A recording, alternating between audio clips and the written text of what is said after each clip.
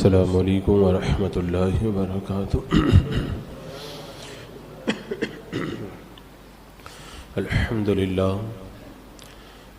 للہ رب العالمین، والصلاة والسلام علی سید الانبیاء والمرسلین، وعلی آلہ واصحابہ وازواجہ واہل بیتہ اجمعین، اما بعد، اعوذ باللہ من الشیطان الرجیم، بسم اللہ الرحمن الرحیم۔ یا ایہا الذین آمنوا کتب علیکم الصیام کما کتب علی الذین من قبلکم لعلکم تتقون۔ صدق اللہ مولانا العظیم وصدق رسولہ النبی الامین المتین الکریم، ونحن على ذلك لمن الشاہدین والشاکرین والحمد للہ رب العالمین۔ حصول برکت کے لیے انتہائی عقیدت و محبت کے ساتھ حضور اکرم سید عالم محمد الرسول اللہ صلی اللہ تعالی علیہ وسلم کی پرنور بارگاہ میں درود و سلام کا ہدیہ پیش کر لیں۔ اللہم صلی علی سیدنا وشفیعنا وحبیبنا ومولانا محمد وبارک وسلم، صلاۃ وسلام علیک یا رسول اللہ صلی اللہ تعالی علیہ وسلم۔ اللہ رب قدیر کا کروڑ احسان ہے کہ اس پروردگار عالم نے ہمیں اپنی زندگی میں ایک بار پھر ماہ رمضان المبارک کی بہاریں نصیب فرمائی، اور ماہ رمضان المبارک کے جمعۃ المبارک میں اللہ تبارک و تعالیٰ نے یہ مقدس نیکیوں سے مالا مال ہونے کا موقع عطا فرمایا۔ حضرات مکرم، ماہ رمضان المبارک اللہ کا بہت بڑا انعام ہے، اور اللہ تبارک و تعالیٰ نے اس مہینے میں اہل ایمان پر روزے فرض فرمائے۔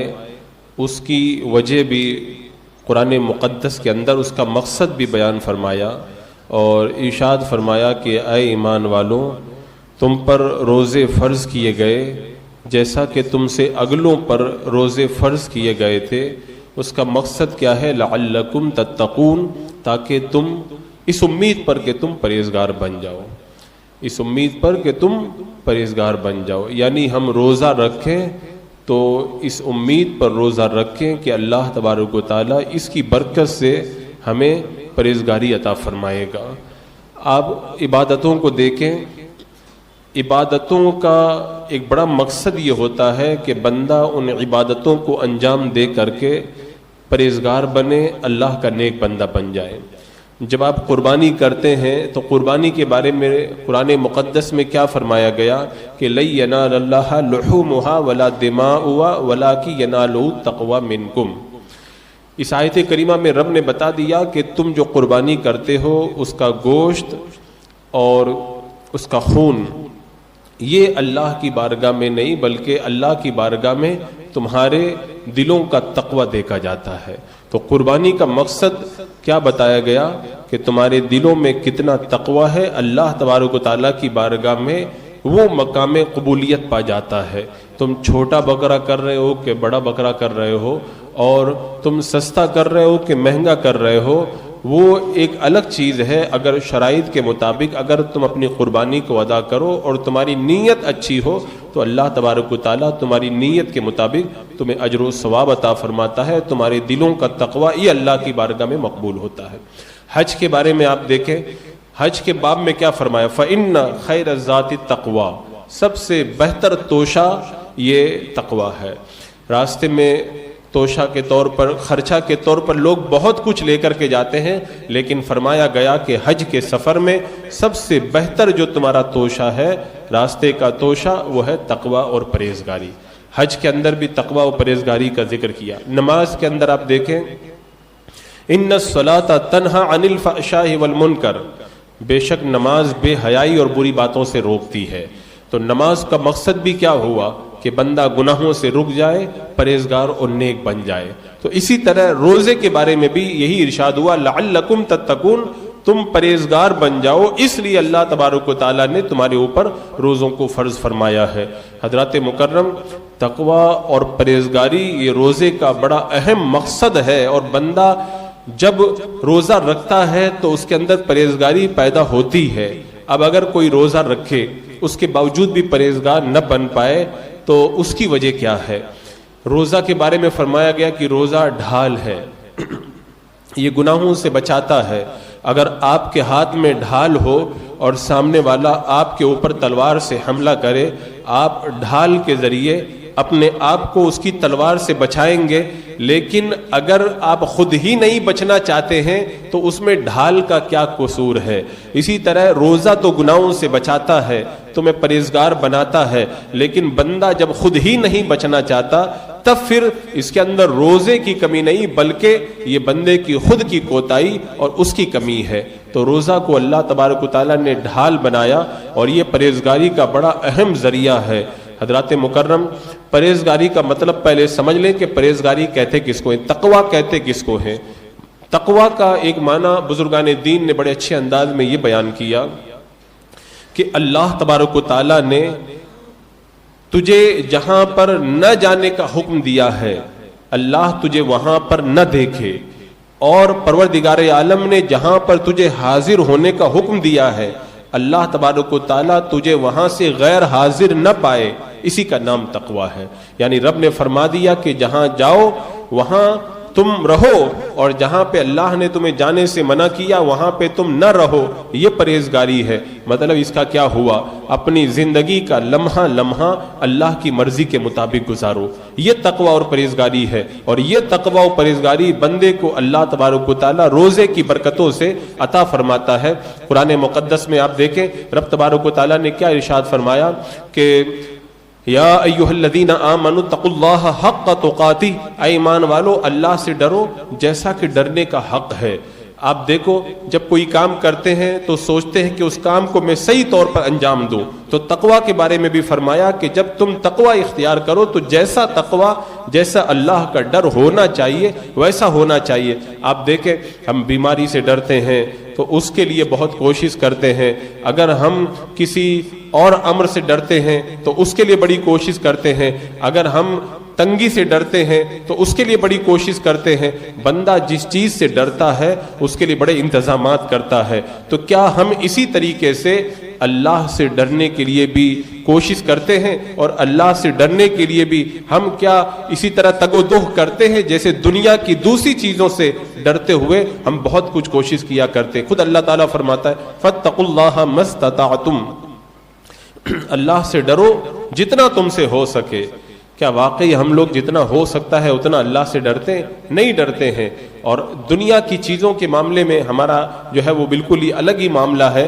تو اللہ تبارک و تعالیٰ نے یہ مہینہ، ایک مہینہ ہمیں اس لیے عطا فرمایا کہ پورا مہینہ ہماری ٹریننگ ہو اور ہم پرہیزگاری کی ٹریننگ لیں۔ آپ کو حدیث جبریل یاد ہوگی، جب اللہ کے رسول صلی اللہ تعالیٰ علیہ وسلم کی بارگاہ میں حضرت جبریل امین علیہ الصلوۃ والسلام آئے اور اسلام کے بارے میں سوال کیا، اسلام کسے کہتے ہیں، ایمان کسے کہتے ہیں؟ انہی میں سے ایک سوال یہ تھا مل احسان، احسان کس کو کہتے ہیں؟ تو اللہ کے رسول علیہ السلام نے یہی فرمایا تھا کہ احسان یہ ہے کہ تم اللہ کی عبادت کرو گویا کہ تم خدا کو دیکھ رہے ہو، اور اگر ایسا نہیں کر سکتے تو پھر یہ یقین رکھو کہ اللہ تمہیں دیکھ رہا ہے۔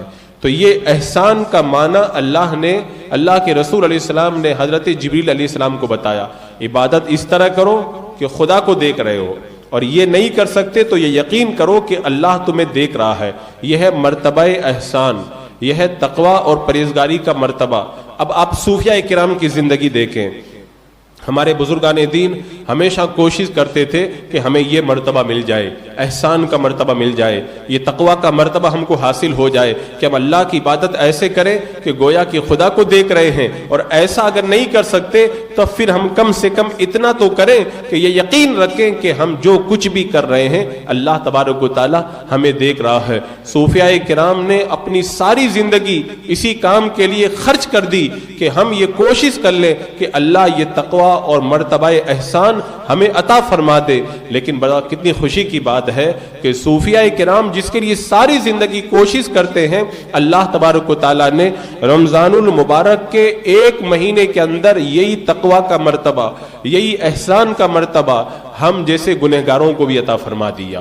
ایک مہینہ تک ہمارا تصور کیا رہتا ہے, دن بھر ہم نہیں کھائیں گے اس لیے کہ خدا دیکھ رہا ہے, ہم نہیں پیئیں گے اس لیے کہ خدا دیکھ رہا ہے, ہم یہ کام نہیں کریں گے جو روزے میں منع ہے, کیوں؟ اس لیے کہ خدا دیکھ رہا ہے. اور بڑے تو بڑے ایک مسلمانوں کا چھوٹا سا بچہ بھی رمضان المبارک کے مہینے کے اندر اس مرتبے کو پا لیتا ہے. اس کو بھی اگر کہا جائے کہ یہ کھا لو, وہ کھا لو, یہ پی لو, وہ پی لو, تو وہ تیار نہیں ہوتا. وہ یہی کہتا ہے کہ میرا روزہ ٹوٹ جائے گا. یعنی اس کے کہنے کا مطلب یہی ہوتا ہے اللہ نے روزے کی حالت میں کھانے پینے سے منع کیا, اگر میں کھا لوں گا تو یہ اللہ کی نافرمانی ہوگی. تو مسلمانوں کا چھوٹا سا بچہ بھی رمضان المبارک کے ایک مہینے کے اندر مرتبہ احسان پہ فائز ہوتا ہے اور یہ تصور رکھتا ہے کہ میرا پروردگار عالم مجھے دیکھ رہا ہے. تو یہ کتنی بہترین ٹریننگ ہے مسلمانوں کی. یہ اللہ تبارک و تعالی مسلمانوں کو, ہم گنہگاروں کو ماہ رمضان کے اندر یہ احسان کا مرتبہ عطا فرماتا ہے کہ ہم اللہ سے ڈرتے ہیں کہ اللہ ہمیں دیکھ رہا ہے, ہم کھائیں گے پیئیں گے نہیں, جس کے لیے صوفیاء کرام ساری زندگی کوششیں کرتے رہے. اللہ اکبر. تو یہ مرتبہ احسان اللہ تعالیٰ اس مہینے میں ہم گنہگاروں کو نصیب فرماتا ہے. اور آپ ایک بات دیکھیں, جب تقوی روزے سے ملتا ہے, لیکن ہم دیکھتے ہیں کہ بہت سارے لوگ ماہ رمضان گزر جائے اس کے باوجود بھی پرہیزگار نہیں بن پاتے. اس کی وجہ کیا ہے؟ تو آپ نے دیکھا ہوگا کوئی آدمی جب بیمار ہو جائے اسے ہاسپٹل کے اندر ایڈمٹ کیا جاتا ہے, اگر وہ ڈسچارج ہونے کے بعد میں باہر آئے اور پہلے ہی کی طرح بیمار رہے تو اس کا مطلب یہ ہوا کہ اس کے علاج سے اس کو کوئی فائدہ نہیں ہوا. بلا تشبیہ اگر ماہ رمضان میں ایک مہینے کی ہم کو ٹریننگ دی گئی تقوی اور پرہیزگاری کی, ہم حلال چیزیں بھی نہیں کھا رہے ہیں, ہم حلال چیزیں بھی نہیں پی رہے ہیں, ہم اپنی کمائی کی حلال روزی کی چیزوں سے بھی پرہیز کر رہے ہیں, اتنے پرہیزگار بن گئے, اور پھر ماہ رمضان المبارک گزرنے کے بعد میں ہم حلال تو حلال حرام کام کرنے کے لیے بھی آگے رہتے ہیں. تو اس کا مطلب یہی ہوا کہ ایک مہینے تک جو ہمیں تقوی اور پرہیزگاری کی ٹریننگ دی گئی تھی, ہم جب ایک مہینے کے بعد میں رمضان المبارک گزار کر کے ڈسچارج ہو کر کے باہر آئے تو پھر وہ جو علاج ہمارا تقوی والا تھا وہ کامیاب نہیں ہو پایا. کیوں؟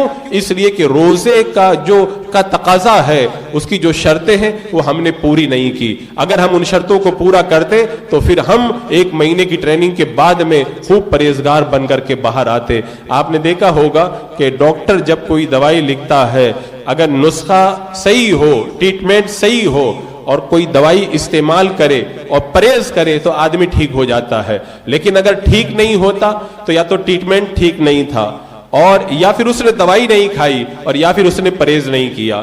یہ جو پرہیزگاری کا جو ہمیں نسخہ عطا فرمایا, روزہ کس نے عطا فرمایا؟ اللہ تبارک و تعالیٰ نے.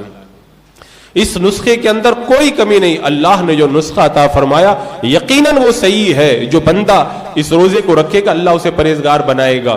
تو نسخہ تو صحیح ہے, ہم نے روزہ رکھا بھی ہے. اب کمی کہاں سے رہ گئی؟ اب کمی وہیں پہ رہ گئی کہ جو نسخہ صحیح اور روزہ رکھا بھی گیا لیکن پرہیزگار نہیں بنے. اس کا مطلب ہم نے روزے کے تقاضوں کو پورا نہیں کیا, ہم نے روزے کی شرطوں کو پورا نہیں کیا. روزے میں ہمیں جو بڑا مقصد دیا گیا تھا اس مقصد کو پانے کے لیے ہم نے اس کو صحیح ڈھنگ سے نہیں گزارا. اگر ہم ایسا کرتے تو ہمیں یہ تقوی و پرہیزگاری کی دولت نصیب ہو جاتی. اور آج تو بڑا تعجب ہوتا ہے, مجھے پتا چلا کہ بہت سارے لوگ تو ماہ رمضان میں روزہ بھی نہیں رکھتے ہیں. بتاؤ, تقوی و پرہیزگاری کا اتنا زبردست سسٹم اللہ تبارک و تعالیٰ نے ماہ رمضان میں عطا فرمایا, جس کو اللہ نے عقل دی, طاقت دی, سب کچھ صحت موجود ہے, اس کے باوجود بغیر عذر کے وہ روزہ نہیں رکھ رہا. حدیث پاک میں موجود ہے جو ماہ رمضان کا روزہ بغیر عذر کے, بغیر مرض کے چھوڑ دے گا پھر سارے زمانے کا روزہ بھی اس روزے کا بدلہ نہیں ہو سکتا ہے. تو یہ تو ایک بڑے افسوس کی بات ہے کہ ہمارے وہ لوگ یہ بہانہ کر کے روزہ نہ رکھیں کہ گرمی بہت ہے, دن بہت بڑے ہیں. آپ کو پتا ہے کہ دن اگر بڑے ہوں گے اور گرمی زیادہ ہوگی تو روزے کا ثواب بھی زیادہ ملے گا. آپ یاد کریں حضرت ابو دردہ رضی اللہ تعالیٰ عنہ بیان فرماتے ہیں کہ گرمی کے مہینے کے اندر روزہ رکھو تاکہ قیامت کی گرمی سے بچ جاؤ، اور رات کے اندھیرے میں اٹھ کر کے نماز پڑھو تاکہ تم قبر کے اندھیرے کے اندر اجالا پالو اور اللہ تمہیں قبروں کے اندر اجالا نصیب فرما دے۔ ایک حضرت عامر بن قیس ہے، یہ جب بصرہ سے شام کی طرف گئے، جب یہ شام میں پہنچے، حضرت امیر معاویہ رضی اللہ تعالیٰ عنہ ان سے بار بار پوچھتے تھے کہ آپ کو کوئی حاجت ہو تو بتاؤ، آپ کو کوئی کام ہو تو بتاؤ، بار بار پوچھتے تھے لیکن یہ کوئی جواب نہیں دیتے۔ ایک دن جب حضرت امیر معاویہ رضی اللہ تعالیٰ عنہ نے ان سے ضرورت پوچھی تو دیکھو اللہ والوں کی حاجت بھی کتنی بڑی ہوتی ہے، انہوں نے کہا ایک ہی حاجت ہے۔ کہا کیا؟ کہا کہ بصرہ میں رمضان کے مہینے میں گرمی کے اندر روزہ رکھنے میں جو مزہ آتا تھا، آپ کے شام کے اندر وہ گرمی نہیں ہے، مجھے وہ گرمی لا کے دو تاکہ اس گرمی میں روزہ رکھوں اور اللہ تبارک و تعالیٰ کا میں قرب حاصل کر لوں۔ تو جتنا بندہ تکلیف اٹھائے گا ثواب بھی اللہ تعالیٰ اسی طرح عطا فرمائے گا۔ ایک صحابیہ ہے بنت معوذ رضی اللہ تعالیٰ عنہ، وہ بیان کرتی ہیں کہ ہم اپنے چھوٹے چھوٹے بچوں کو روزہ رکھوایا کرتی تھی، اب بچے آدھا دن گزر جاتا تو روتے تھے بھوک اور پیاس کی وجہ سے، تو ایسا نہیں کہ ان کو روزہ ہم لوگ کھلوا دیتے، نہیں، ہم ان کو کھلونے دیتے تھے، اب وہ کھلونے سے کھیلنے لگ جاتے اور ایسے ہم ان کا ٹائم پاس کروا کر کے ان کا روزہ مکمل کروا دیا کرتے تھے۔ بتاؤ عرب کی اس گرمی کے اندر جہاں بڑے لوگوں کے لیے روزہ رکھنا مشکل ہو جائے، وہ صحابیہ کا دیکھو طریقہ، دیکھو بچوں کو کیسے روزے کی وہ ٹریننگ دیا کرتے تھے۔ اللہ اکبر۔ حضرت معاذ بن جبل رضی اللہ تعالیٰ عنہ کا جب انتقال ہونے لگا، آخری وقت کے اندر حضرت معاذ بن جبل رضی اللہ تعالیٰ عنہ نے ایک تمنا ظاہر کی، کہا افسوس ہے کہ اب وہ گرمی کے روزے میں رکھنے کا موقع نہیں ملے گا۔ دنیا سے جا رہے ہیں، نہ اولاد کی فکر ہے، نہ مال و اسباب کی فکر ہے، نہ کسی اور چیز کی فکر ہے، دنیا سے جاتے جاتے اگر افسوس ہو رہا ہے کہ جب میں دنیا سے چلا جاؤں گا تو جو گرمی کے مہینے کے اندر لمبے لمبے دنوں کے اندر روزہ رکھ کر کے اللہ کو راضی رکھنے کا جو موقع مجھے میسر آ رہا تھا، اب وہ موقع مجھے نہیں مل پائے گا۔ اور ہم کہتے ہیں بہت گرمی ہے، کیسے روزہ رکھیں، دن بہت بڑا ہے۔ ہمارے اسلاف کا تو طریقہ یہ کہ تمنا کرتے تھے دن بڑا ہو، گرمی خوب ہو، پھر ہم روزہ رکھیں اور خوب تکلیف ہو، اور جب یہ تکلیف اللہ تعالی ہماری دیکھے تو اللہ ہم پر رحم کر دے اور ہمیں معاف فرما دے، اور اللہ جو ہے وہ اسی کے صدقے کے اندر ہماری نجات ہم کو عطا فرما دے۔ تو یہ ہمارے اسلاف اور ہمارے بزرگوں کا طریقہ۔ حضرت ابراہیم ابن ادہم رضی اللہ تعالیٰ عنہ کا ایک دوست بیمار ہوا، آپ اس کی عیادت کے لیے گئے، آخری وقت ہے، حضرت ابراہیم ابن ادہم رضی اللہ تعالیٰ عنہ نے دیکھا کہ ان کا وہ دوست رو رہا ہے، پوچھا کہ تم کیوں رو رہے ہو، بات کیا ہے؟ بتاؤ، اس نے آخری وقت میں رونے کی جو وجہ بتائی ہم لوگوں کو ہلا دینے کے لیے کافی ہے۔ اس نے کہا کہ میرے ساری زندگی روزے رکھ کے، میں کبھی روزہ نہیں چھوڑتا تھا، میں رات بھر عبادت کرتا تھا، رات میں سوتا نہیں تھا، لیکن اب میرا آخری وقت آ گیا، مجھے ایک چیز رلا رہی ہے۔ کہا کیا چیز رلا رہی ہے؟ کہا میں نے ایک بار ایک مجبوری کی وجہ سے ایک دن کا روزہ میں نہیں رکھ پایا تھا، اور ایک بار ایک ایسی صورتحال پیش آ گئی تھی کہ رات میں کھڑے ہو کر کے عبادت نہیں کر پایا تھا، تو وہ دن اور وہ رات مجھے ابھی یاد آ رہے ہیں، کاش وہ ایک دن کا روزہ میرا نہ چھوٹا ہوتا اور وہ ایک رات کی عبادت نہ چھوٹی ہوتی، بس اسی کو یاد کر کے میں رو رہا ہوں۔ بتاؤ، ساری زندگی روزہ رکھتے رہے، رمضان میں بھی اور رمضان کے علاوہ بھی، اور رات بھر ہمیشہ جاگ کر کے عبادت کرتے رہے، اور دنیا سے جب جا رہے ہیں تو ایک دن اور ایک رات کا جو عبادت کا معاملہ ان کا رہ گیا تھا اس پر رو رہے ہیں۔ بتاؤ، یہ ہمارے بزرگوں کا طریقہ، اور ہمیں دن بڑا لگتا ہے، ہمیں گرمی کی وجہ سے تکلیف ہوتی ہے۔ کیا اللہ کے رسول صلی اللہ تعالی علیہ وسلم نے گرمی کے مہینے میں روزے نہیں رکھے؟ اللہ کے رسول علیہ السلام تو سید المعصومین ہے، میرے آقا صلی اللہ تعالی علیہ وسلم تو جنت کے مالک ہے، اس کے باوجود بھی عالم یہ ہے اللہ کے رسول علیہ السلام نے ساری زندگی روزہ بھی رکھا اور اعتکاف بھی کیا، اور ایک سال اعتکاف چھوٹ گیا تو پھر آپ نے اگلے سال 20 دن کا اعتکاف فرمایا۔ یہ میرے آقا صلی اللہ علیہ وسلم کا طرز زندگی۔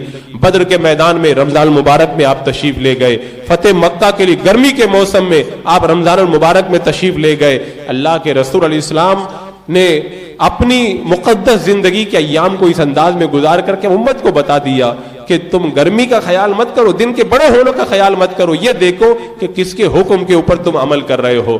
تو بندہ جب روزہ رکھتا ہے تو اللہ تبارک و تعالیٰ اسے پرہیزگاری کی دولت نصیب فرماتا ہے۔ آپ دیکھیں کہ ہم نے کتنی بار دیکھا ہے کہ کتنے ایسے لوگ جو ماہ رمضان کے اندر نیک بن گئے اور ماہ رمضان کے بعد پھر ان کی نیکی ختم نہیں ہوتی۔ آپ نے حج کے بارے میں سنا ہوگا کہ حج مقبول کی پہچان یہ ہے کہ بندہ جب حج کر کے آئے اور پھر آنے کے بعد نیک بن جائے، پہلے نیک نہیں تھا، اس کا مطلب یہ ہے کہ اللہ نے اس کا حج قبول فرما لیا ہے۔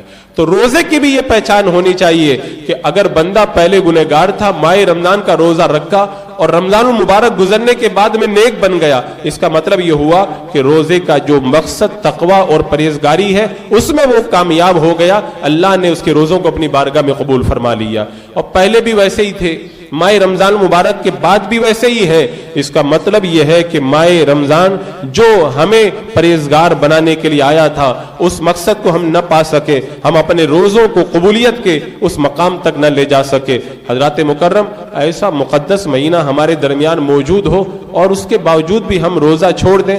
کچھ لوگ کہتے ہیں کہ ہم کیا کریں، ہم جو ہے وہ بہت کوشش کرتے ہیں لیکن نہیں کر پاتے۔ آپ نے دیکھا ہوگا کہ آدمی اگر صحیح معنی میں کوشش کرتا ہے تو پھر کر لیتا ہے۔ آپ کو جب پیسہ کمانے کی دھن سوار ہوتی ہے تو آپ دھوپ کا خیال نہیں کرتے، بارش کے اندر رین کوٹ لے کر کے نکل جاتے ہیں، چھاتا لے کر کے نکل جاتے ہیں۔ جب دھن سوار ہوتی ہے تو آپ کتنی مشقتوں کو برداشت کرتے ہیں، دن میں ڈیوٹی کرتے ہیں اور نائٹ ڈیوٹی بھی کرتے ہیں۔ کیوں؟ آپ کوشش کر رہے ہیں۔ کیا اگر نیک کام کے لیے اور ماہ رمضان میں عبادت کے لیے آپ کوشش کریں تو کیا نہیں کر پائیں گے؟ کتنے لوگوں تو یہ دیکھا گیا کہ ماہ رمضان میں تراویح کے اندر ان کو بھاری پڑ جاتا ہے، وہ کہتے ہیں کہ پاؤں درد کرتے ہیں، ہم 20 رکعت تراویح کیسے پڑھیں؟ آپ سے میں یہ پوچھنا چاہوں گا کہ 20 رکعت تراویح میں جو 1.5 پارہ پڑھا جاتا ہے، 1 گھنٹہ ہی تو لگتا ہے۔ کیا 1 گھنٹے تک اللہ کی بارگاہ میں کھڑا ہونا ہمارے لیے اتنا مشکل کام ہے کہ ہم 1 گھنٹے کے لیے اللہ کی بارگاہ میں کھڑے بھی نہ ہو پائیں؟ اللہ تعالیٰ نے قرآن پاک میں کیا ارشاد فرمایا؟ وَإِنَّهَا لَكَبِيرَةٌ إِلَّا عَلَى الْخَاشِعِينَ۔ یہ نماز بھاری ہوتی ہے کس پر؟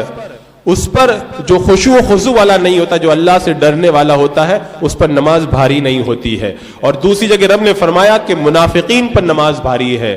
تو جن کے دل میں نفاق ہے ان کے لیے نماز بھاری ہوتی ہے۔ اب اگر ہم 1 گھنٹہ اللہ کی بارگاہ میں کھڑے ہونے کو بھاری سمجھتے ہیں، اس کا مطلب یہ ہوا کہ ہم وہ کام کر رہے ہیں جو منافق کیا کرتے تھے۔ حالانکہ ہمیں منافقوں کے کاموں سے بچنا چاہیے، ہمیں وہ کام کرنا چاہیے جو اہل ایمان کا طریقہ ہے۔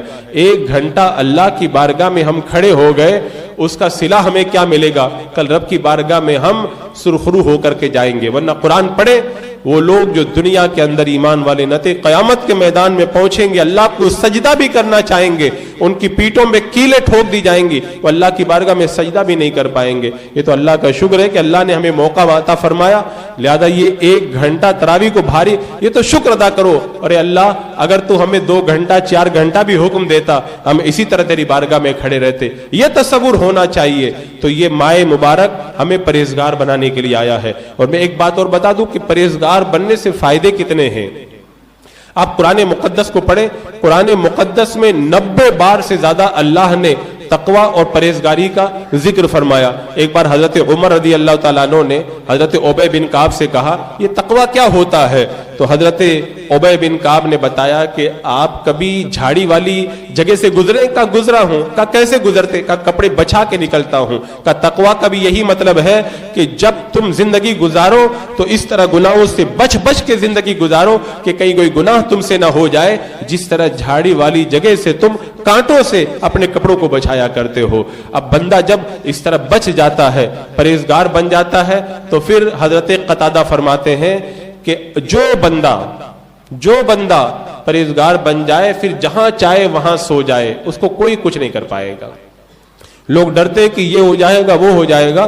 حضرت قتادہ نے بتایا کہ تم اگر پرہیزگار بن گئے، تم اگر تلواروں کے بیچ میں بھی جا کے سو جاؤ تو تمہیں ڈر نہیں لگے گا، اس لیے کہ پرہیزگاروں کو اللہ تعالیٰ وہ اطمینان اور سکون نصیب فرماتا ہے، وہ ان چیزوں کا خیال نہیں کرتے۔ اب آپ دیکھیں تقوی کا سب سے پہلا فائدہ اللہ تعالیٰ ارشاد فرماتا ہے، وَمَن يَتَّقِ اللَّهَ يَجْعَل لَّهُ مَخْرَجًا وَيَرْزُقْهُ مِنْ حَيْثُ لَا يَحْتَسِبُ۔ یعنی بندہ جب پرہیزگار بنتا ہے تو اللہ پہلا انعام اس کو کیا دیتا ہے؟ اللہ اسے ایک انعام یہ دیتا ہے کہ اس کو وہاں سے روزی عطا فرماتا ہے جہاں سے اس کا وہم و گمان بھی نہیں جاتا۔ تو بندہ پرہیزگار بن جائے اللہ اسے خوب روزی عطا فرماتا ہے۔ ایک اور انعام ثم ننجی الذین اتقوا، جو بندہ پرہیزگار بنتا ہے اللہ تعالیٰ فرماتا ہے ہم پرہیزگاروں کو بچا لیں گے، کس سے؟ جہنم کی آگ سے۔ اللہ جہنم کی آگ سے پرہیزگاروں کو بچاتا ہے۔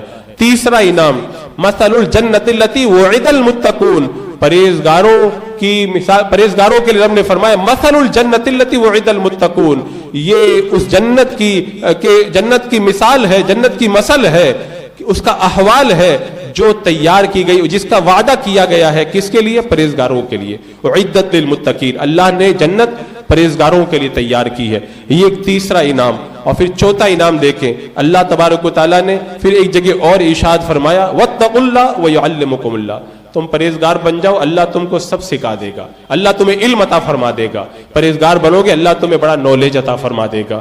اور اسی طرح قرآن مقدس میں تقوی اور پرہیزگاری کے بڑے فائدے بیان کیے گئے۔ ایک جگہ اللہ تبارک و تعالیٰ نے فرمایا کہ یکفر عنکم سیئاتکم ویغفر لکم، اگر تم پرہیزگار بنو گے اللہ تعالیٰ تمہارے گناہوں کو معاف کر دے گا اور تمہاری برائیوں کو اتار دے گا۔ یہ پرہیزگاری کا صلہ۔ اور ایک اور بڑا صلہ، اللہ واللہ ولی المتقین، اللہ تعالیٰ پرہیزگاروں کا دوست ہے۔ جب تم پرہیزگار بنو گے تو اللہ تبارک و تعالیٰ تمہیں اپنا پیارا بنا لے گا۔ اور ایک جگہ فرمایا وَاعْلَمُوا أَنَّ اللَّهَ مَعَ الْمُتَّقِينَ، جان لو کہ اللہ تعالیٰ پرہیزگاروں کے ساتھ ہے، یعنی جب تم پرہیزگار بنو گے اللہ تعالیٰ اپنی بارگاہ کا قرب تمہیں نصیب فرمائے گا اور اپنی بارگاہ کا قرب تم کو عطا فرما دے گا۔ میرے آقا صلی اللہ تعالیٰ علیہ وسلم سے ایک بار سوال کیا گیا تو اللہ کے رسول علیہ السلام نے ارشاد فرمایا کہ تم پرہیزگار بن جاؤ تم ساری نیکیوں کو جمع کر لو گے۔ جو بندہ پرہیزگار بن جاتا، میرے آقا نے فرمایا جو بندہ پرہیزگار بن جائے وہ ساری نیکیوں کو جمع کر لیتا ہے۔ اور آپ دیکھیں اس ماہ رمضان کے اندر تو پورا دن ہی عبادت میں ہوتا ہے۔ آپ نماز پڑھیں تو 5 منٹ نماز پڑھ رہے ہیں، 5 منٹ کی عبادت ہے۔ اگر آپ کوئی تسبیح پڑھ رہے ہیں 10 منٹ کی عبادت ہے، کوئی آدھے گھنٹے کی عبادت ہے، کوئی 1 گھنٹے کی عبادت ہے۔ اور روزہ کیا ہے؟ صبح صادق سے شروع ہوتا ہے، افطاری کے وقت تک یہ روزہ چلتا ہے۔ تو یہ ایک ایسی عبادت ہے جو کنٹینیوس عبادت ہے، بندہ دن بھر عبادت کے اندر رہتا ہے۔ تو یہ کتنا اللہ کا کرم ہے کہ اللہ نے ہمیں ایسی عبادت عطا فرمائی جو دن بھر ہمارے لیے جاری و ساری رہتی ہے۔ اور ادھر پھر ہم روزے سے فارغ ہوتے ہیں، افطاری کرتے ہیں، اس کا بھی ثواب، پھر تراویح میں آتے ہیں، قرآن مقدس سنتے ہیں، تو یہ سب اجر و ثواب والے کام ہیں۔ تو ایسے مقدس موقع کے اندر ہمیں کوتاہی نہیں کرنا چاہیے۔ سیدنا امام اعظم ابو حنیفہ رضی اللہ تعالیٰ عنہ کے بارے میں نے پڑھا کہ آپ ماہ رمضان میں 61 قرآن پاک ختم کرواتے تھے۔ وہ جانتے تھے ماہ رمضان کی قدر۔ امام بخاری رحمۃ اللہ تعالیٰ علیہ جنہوں نے بخاری شریف لکھی، وہ دن بھر جو ہے وہ حدیث کی خدمت میں لگے رہتے، لیکن جب ماہ رمضان المبارک آتا تو امام بخاری رحمۃ اللہ تعالیٰ علیہ سارے کام بند کر دیتے اور سارے کام بند کر کے صرف قرآن پڑھتے اور روزانہ افطاری کے وقت میں قرآن ختم کیا کرتے تھے۔ تو یہ وہ ماہ رمضان میں عبادت کا طریقہ۔ امام شافعی رحمۃ اللہ تعالیٰ علیہ روزانہ قرآن پاک ختم کیا کرتے، حضرت عثمان غنی رضی اللہ تعالیٰ عنہ روزانہ قرآن پاک ختم کرتے۔ تو انہیں اس چیز کا پتہ تھا کہ ایسے مقدس موقع اللہ تبارک و تعالیٰ جب نصیب فرمائے تو بندے کو ان موقعوں سے فائدہ اٹھانا چاہیے۔ اب اگر ہم بہانہ بنائیں کہ کام بہت ہے اور ہمیں جو ہے وہ گرمی کا احساس ہوتا ہے، یہ بہانہ وہ بہانہ، یہ سب شیطان کے ہیلے ہیں۔ ہرگز ان بہانوں میں گرفتار نہ ہو اور ماہ رمضان المبارک کی آپ حضرات قدر کریں۔ جب اللہ تبارک و تعالیٰ نے یہ موقع عطا فرمایا ہے تو پرہیزگار بننے کی کوشش کریں۔ وہ حدیث پاک میں موجود ہے، قیامت کے دن اللہ تبارک و تعالیٰ 7 لوگوں کو عرش کا سایہ عطا کرے گا، انہی میں سے ایک وہ بندہ جو پرہیزگار ہے، اللہ کے خوف سے گناہ کو چھوڑ دیتا ہے۔ بتاؤ جب نفسی نفسی کا عالم ہوگا، کوئی کسی کو پوچھنے والا نہ ہوگا، وہاں پر اللہ تعالیٰ ایسے لوگوں ہی کو عرش کا ٹھنڈا سایہ نصیب فرمائے گا۔ تو ہمیں تو آج کوشش اور آج محنت کرنا چاہیے تاکہ کل قیامت کی گرمیوں سے اللہ تعالیٰ ہماری حفاظت کا سامان پیدا فرما دے۔ اب ایسے موقع پر اگر ہم شیطان کے بہکاوے میں آ جائے، اچھا ایک بات اور یہ بھی یاد رکھیں کہ شیطان تو اس زمانے میں قید کر دیا جاتا ہے، لیکن انسان کا نفس یہ بھی کسی شیطان سے کم نہیں ہے۔ وہ ایک تو کم ہو گیا، اب یہ جو دوسرا ہے اس کو کنٹرول کرنا یہ ہمارا کام ہے، اور یہ بھی اگر کنٹرول ہوگا تو تقوی اور پرہیزگاری ہی سے کنٹرول ہوگا۔ تو آپ حضرات ماہ رمضان کے تقاضوں کو پورا کریں، تو انشاءاللہ نفس کنٹرول ہوگا, پرہیزگار بنیں گے, اللہ تعالیٰ جنت کی بہاریں نصیب فرمائے گا. تو میں نے جو بتایا تھا کہ ماہ رمضان کا شیڈول آپ کا ایسا ہونا چاہیے کہ کوئی وقت خالی نہ رہے. اگر کام پر ہیں تو کام کرتے کرتے ہی تسبیح پڑھیں, جیسا کہ میں نے کل بتایا تھا حضرت ادریس علیہ السلام کے بارے میں کہ جب وہ سلائی کرتے تھے تو ہر ٹانکے میں سبحان اللہ کہا کرتے تھے وہ. تو ایسے جو بھی کام میں آپ رہیں عبادت میں مگن رہیں. لیکن اگر پھر بھی کچھ نہ کر سکے, جیسے ہی فرصت ملے آپ فارغ ہو کر کے آئیں تو پھر آتے ہوئے راستے میں تسبیح پڑھتے ہوئے آئیں, درود پاک پڑھتے ہوئے آئیں, اپنے گھر یا مسجد میں پہنچ جائیں, پھر ٹائم خالی نہ چھوڑیں, اس کے اندر بھی درود پاک پڑھتے رہیں, تسبیح پڑھتے رہیں, کلمہ شریف پڑھتے رہیں, اور یہ تصور کر لیں کہ ایک ایک سانس کو مجھے کام میں لانا ہے. جب پورا مہینہ آپ ایک ایک سانس کو کام میں لائیں گے تو ماہ رمضان گزرنے کے بعد میں پھر اللہ تعالیٰ اس تقوی کو تمہارے دلوں میں پیوست فرما دے گا اور صحیح معنوں میں آپ لوگ پرہیزگار بن جائیں گے. اللہ تبارک و تعالیٰ ہمیں ماہ رمضان کی زیادہ سے زیادہ قدر کرنے کی توفیق عطا فرمائے.